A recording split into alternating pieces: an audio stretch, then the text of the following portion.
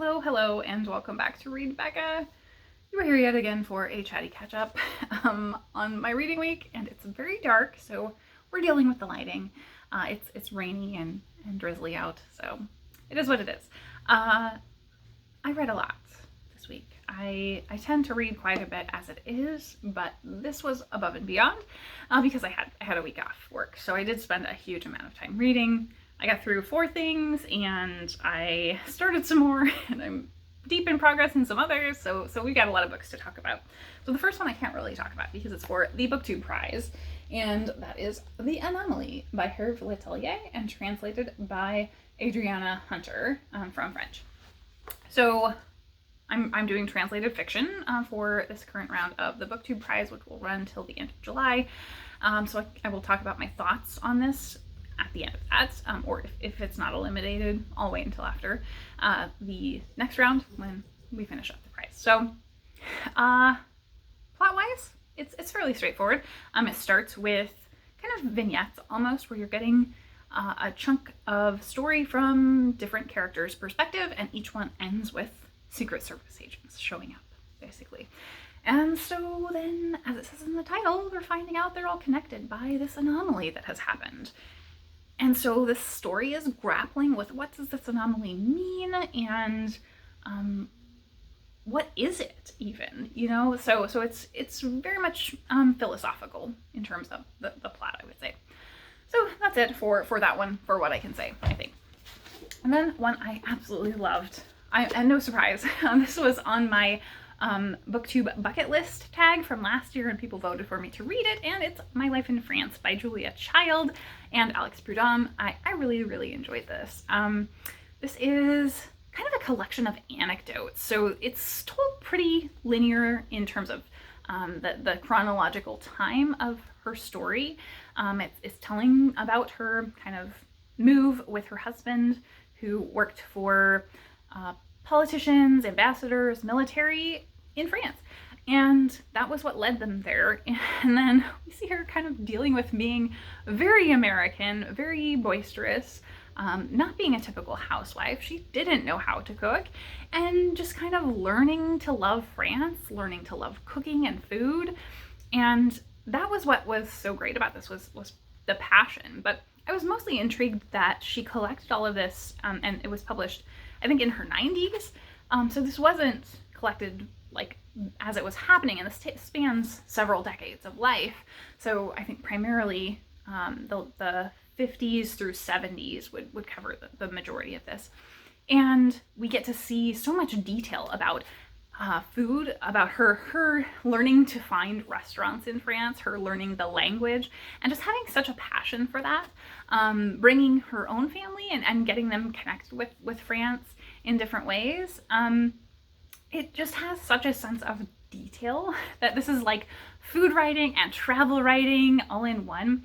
But she has such a sense of home there and love of France that you get so much cozy depth out of this, I would say.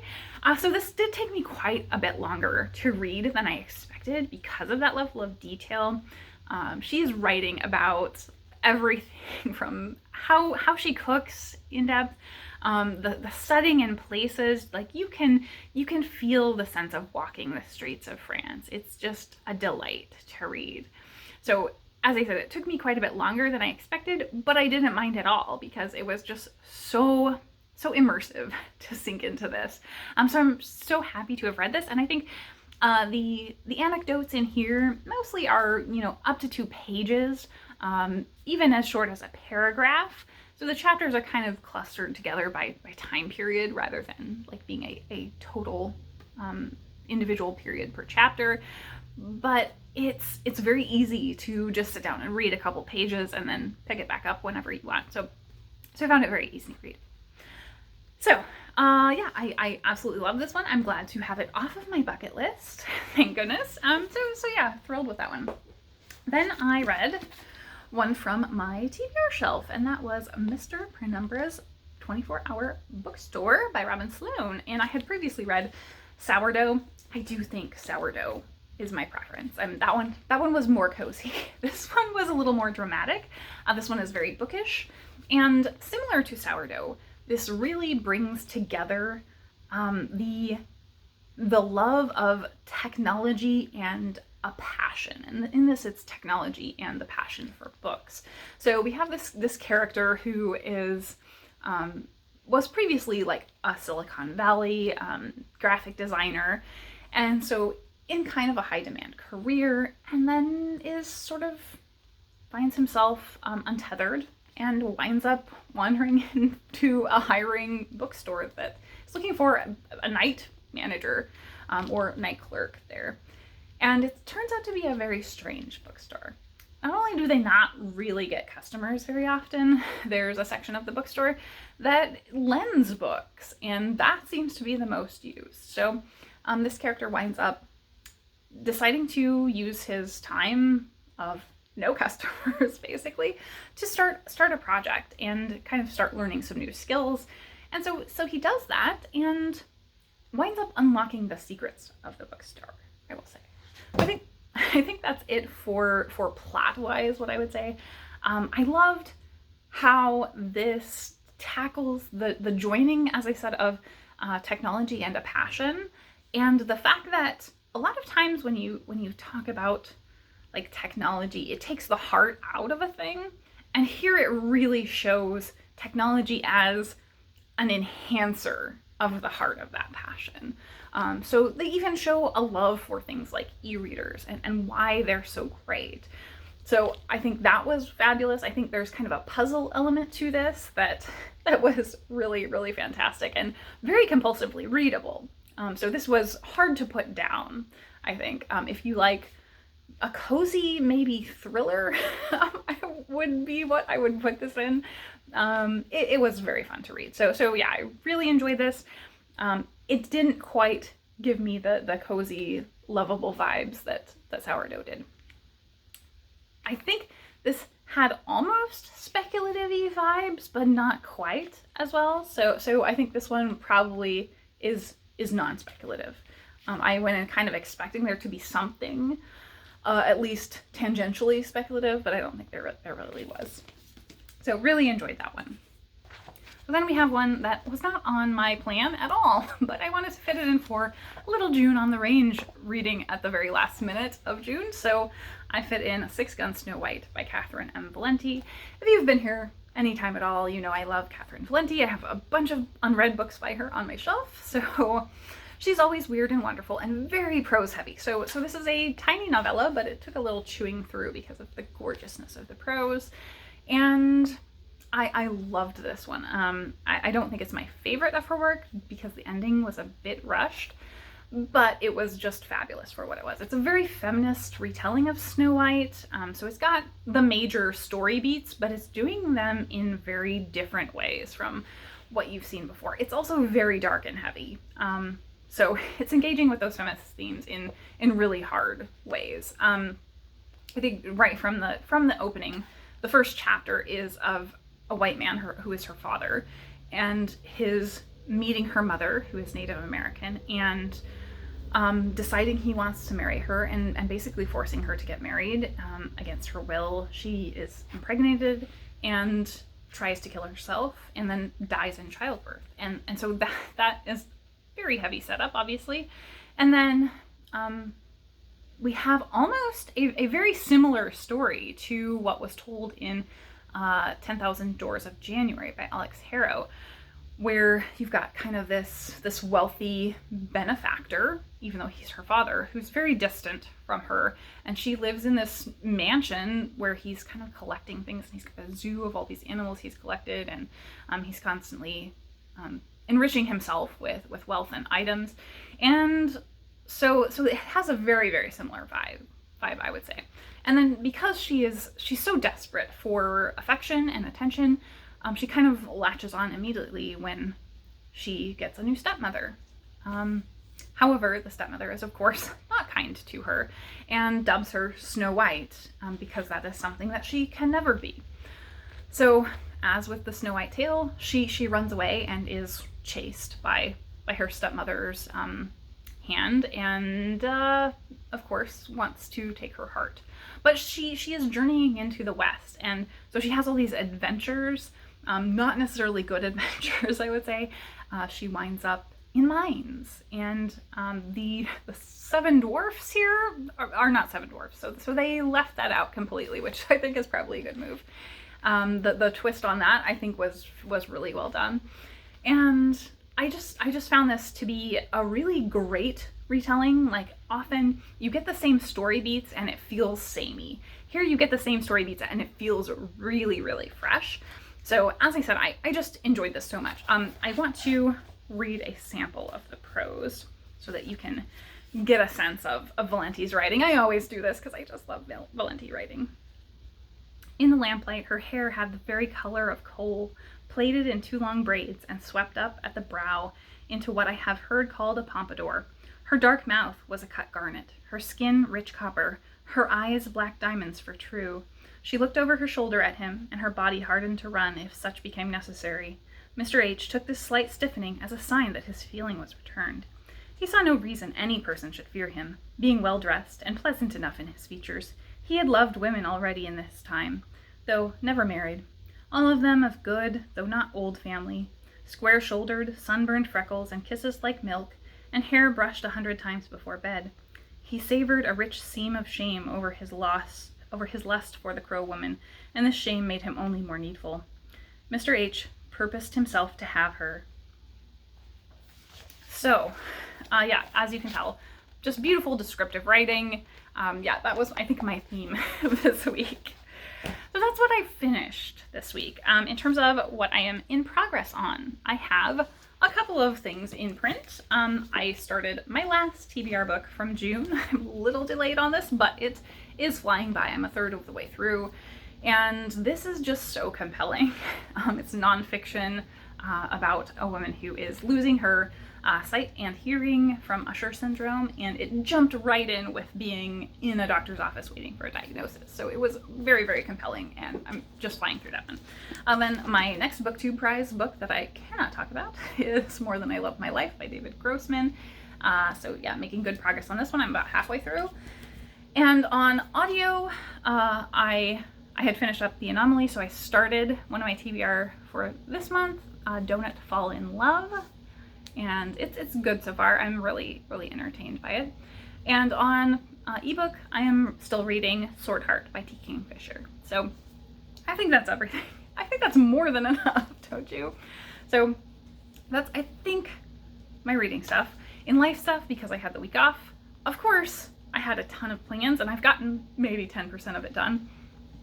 I will take you along with me. I don't like filming in, generally crowded places or with people with me. So I took you to the zoo and on a hike with me. So you'll have some video footage of that, because those are kind of normal places to film touristy. And so I didn't feel weird about filming there. And you'll get some good clips of that as well. I stocked the pantry, so you'll see my stuffed pantry because I made it to the vet to get all of Cinnamon's prescription stuff, because he's on prescription food, and I got to the shelter to stock up on Coco's stuff. So you will see how much it is to have four cats and a dog in the house. So I think that was good. I have gone to the gym every day. I had a fabulous time yesterday because the Tour de France was on, and so it was so fun to just be able to do my workout and then hop on the elliptical for 45 minutes and just go and watch the Tour de France, because I love distance sports. I've never been a cyclist, but there's something about that. I'm sure it's a type A self-punishing thing, but I used to run or jog at least, and I love the going into your pain cave, and as long as you just keep going forward, you will have done something. You'll have accomplished something. Now these guys are definitely a whole other level where they're shaving off a second here and there. It's really, really pushing themselves. I definitely was never that fast or good at running, but I just have an affinity for it, I think, is what I'm getting at. And yeah, I loved being able to just sit there and watch it, and it was very exciting to watch, even though I really don't know that much about professional cycling. So loved that. yeah, and the weather, first half of the week was great. So I did like all outdoor stuff, and the second half of the week, hot, hot, hot. So it has been ridiculously hot. So I pretty much stayed indoors and spent a couple hours at the gym each day during the heat. So yeah, so that was mostly it. I also completely redid my closet. I have about 5 sizes of clothes. So it was finally dealing with that and like organizing things into what I might be able to get into soon and like what might need to be stored and all that. So definitely happy to have that cleaned up. So it was all that kind of stuff. Like I didn't do anything really major. I kind of had a slight staycation and saw people, went out to eat, tried to do lots of outdoor things during those couple days and actually see people outside, because I'm still avoiding doing too much indoors, being very, very cautious. So I think that is most of what I have to talk about for this week. It's been very mellow, I think, honestly. I'm probably going to even take a nap after I finish filming here, because I'm just feeling that, like with the dark and the rainy vibes. Yeah, I can definitely go for a good little snooze. Maybe the cats will come help me. So on my recommendations this week, I have multiple things. One is the shows that I watched. So I started multiple things that were just too heavy. But last week I mentioned I was probably going to get into Heartstopper. I did. I binged it all in one night. I stayed up till 3 a.m. It was fabulous. It was exactly what I needed. So if you have any recommendations for anything else that's like Heartstopper, I could really use that. As I said, I started multiple things after that and couldn't find anything. And then I started Queen on Netflix. Go with me here because it's a little like a ramble. It was very unexpected, but wonderful. It's very much like a gays save the day kind of show. It's a 4-episode, I think, limited series. What was very confusing to me at the start is, number one, it's a Polish series, so it's in translation. And my first impressions were that Poland is not very queer friendly, just in general. So that is in fact confronted in the show. The second thing that was very confusing is that it's in French at the start. So the whole setup of the series is this elderly tailor, very like high-end tailor in France, is a Polish guy and also a drag queen. So yeah, drag played a huge piece of this. It's really, really wonderful. And then the last thing that confused me was that Anthony Porowski from Queer Eye has a bit part in it. I was like, what is he doing here? But obviously Porowski is Polish and he's on Netflix as it is. So I'm assuming there was something there, but he does not have a major part. It's just a very, very minor part. But it was cool to see him. So yeah, it was completely feel good. As I said, it was a very like gays save the day kind of thing, where he's been estranged from his family back in Poland because he's gay. And so he has to go back there to help out and winds up getting connected with the community as a drag queen. So it was just fabulous, great fun, really heartwarming, and it also engaged with those kind of harder topics of the homophobia that exists there, and really did well, I think. Not cheesy, it was cheesy, a little cheesy, but fun. So I highly recommend you check out Queen on Netflix. Recommendations in terms of booktube videos, I have a couple things. So number one was a panel discussion that Gunpowder Fiction and Plot hosted about banned books, and that topic was kind of going around with the banned books tag, and I think they took that and ran with it in a great way, and that has continued to be a really big topic. We've seen increasing weirdness in the US, especially with these banned book challenges, where, yeah, we've even recently had a situation where a politician was trying to get Barnes & Noble to have to take certain books off their shelves, which is just ridiculous. So anyway, great discussion about that. I really enjoyed it. Then we have Criminali did a fabulous video on cozy reading trash books, and Criminali definitely has been the champion of reading trash and garbage, and this definitely gave me a little bit of a new lens to look at that as being very cozy and comforting. And I think I talked about it quite a bit last week, as well as in my TBR for July. Escapism, I think any way you can get it, you definitely should right now. So the last one is a new readathon that is being announced for August. So not this month, but next month, and it's running the whole month. It's got a great bingo card, and that is New Release-a-thon. So we're going to get into reading new releases. I'm going to try very hard to participate, even though I'm doing BookTube Prize reading. I've been really slacking on new releases, so I'm excited for this one. And there were 4 host videos, I think. I will link them all down below. But this was all rounded up by Kristen L, SFF Reader, so very excited to jump into this readathon next month. So I think that is it for my week. I'm not going to talk overly about the political situation again. Obviously, things have gotten significantly worse in the US. It really feels like we're headed down a very bad road. Yeah, so I don't really want to talk about it any further than I did last week. I think the main thing that happened this week was the reversal of kind of EPA being allowed to restrict companies from polluting the world. Yeah, I guess. Yeah, it seems like they're not only going for civil war, they're going for like actual war where other countries are probably going to have to come after us because we're going to make the world uninhabitable. I don't know. Yeah, very depressing. So anyway, I will leave you with some footage from my week. As I said, we've got some hiking and some zoo time, as well as my usual fur kid footage. So please enjoy. Please take care of yourself and be kind. Thanks for watching.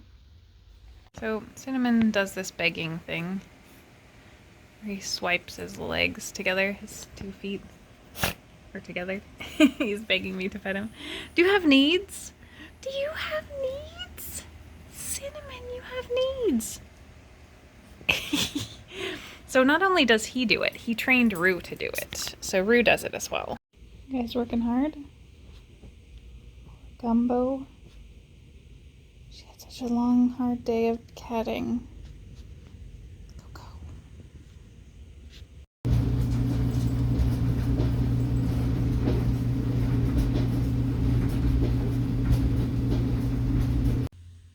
Rue, are you a book?